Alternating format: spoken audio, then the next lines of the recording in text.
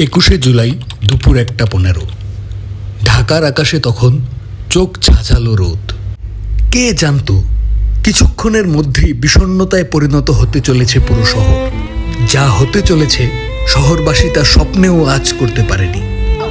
চারিদিকে হাহাকার, ছুটোছুটি আর কান্নার আওয়াজ। মাইলস্টোন স্কুলে ধাউ ধাউ করে জ্বলছে আগুন। আকাশ থেকে দুমড়ে পড়ল এক প্রশিক্ষণ যুদ্ধ বিমান।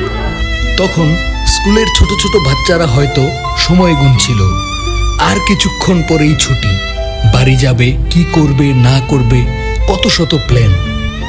কিন্তু বাস্তবতা ছিল আজ তাদের প্ল্যানের সম্পূর্ণ বিপরীত। ক্লাস 3-4-এর শিক্ষার্থীদের কিছু বুঝে ওঠার আগেই সব শেষ হয়ে গেল। কেউ গায়ে আগুন নিয়ে ছুটোছুটি করছে, আবার কেউ আধপোড়া শরীরের জ্বালা নিয়ে দৌড়াচ্ছে। এ যেন এক মৃত্যু খেলায় পরিণত হয়েছে পাঠশালা। ঘটনার শুরুতে আসা যাক। বেলা 1:06। বাংলাদেশ সেনাবাহিনীর F-7 প্রশিক্ষণ যুদ্ধ বিমানটি নিয়ে পাইলট ফ্লাইট লেফটেন্যান্ট তৌকির ইসলাম সাগর আকাশে উড়াল দিতে প্রস্তুত। বাংলাদেশ সেনাবাহিনীর 76তম ব্যাচের এই তরুণ পাইলট আজ দিতে চলেছে তার প্রশিক্ষণের ফাইনাল পরীক্ষা। নিজের যোগ্যতা প্রমাণের জন্য সকল পাইলটই সব ট্রেনিং শেষে একটি একক মিশন পরিচালনা করে থাকেন। তবে তৌকির হয়তো জানতো না যে এটা হতে চলেছে তার শেষ বিমান উদযাপন। কন্ট্রোল রুম থেকে কল আসলো, সবকিছু ঠিকঠাক আছে। ক্যাপ্টেন তৌকিরও তখন ফ্লাইট করলো। কন্ট্রোল রুমের সাথে প্রতিনিয়তই নিরবিচ্ছিন্ন যোগাযোগ, কোথাও কোনো সমস্যা নেই।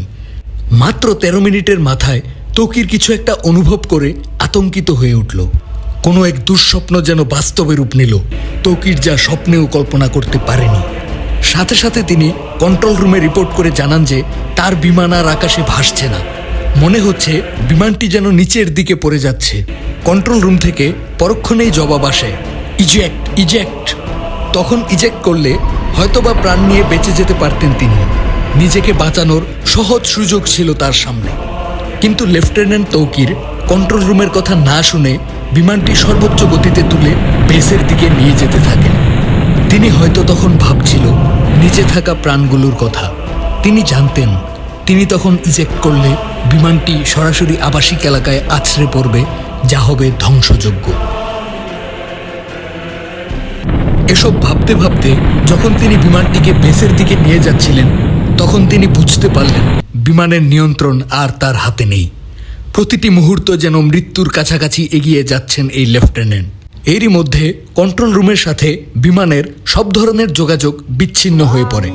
তখন হয়তোবা নিজের কথা চিন্তা না করে বিধ্বস্ত বিমানটিকে খোলা মাঠে ক্রাশ করাতে চাচ্ছিলেন তৌকির, যেন এই দুর্ঘটনায় একটাই মৃত্যু হয় এবং সেটা তার নিজের। কিন্তু বিমানের কন্ট্রোলার তার হাতে না থাকায় পুরোপুরি সফল হতে পারেননি তিনি। 1.5 মিনিটের মধ্যেই বিমানটি নিয়ন্ত্রণ হারিয়ে উত্তরা মাইলস্টোন স্কুলে বিধ্বস্ত হয়। আর নিশ্চুপ ঘুমন্ত দুপুর পরিণত হয় শোরগোলে, চিল্লাচিল্লি, হুড়োহুড়িতে, এবং ছোট ছোট শিশুরা প্রাণ নিয়ে বাঁচার চেষ্টা করতে থাকে যে যার মতো। কিন্তু কেন এই বিমানটি হঠাৎ ত্রুটিগ্রস্ত হয়ে পড়ল তা নিয়ে অবশ্যই রিপোর্ট জানাবে বাংলাদেশ বিমান বাহিনী। কিন্তু যতগুলো প্রাণ গেল তা কি কখনো ফিরিয়ে আনা সম্ভব? এই প্রশ্ন রয়েই যায় হাজারো বাঙালির মনে।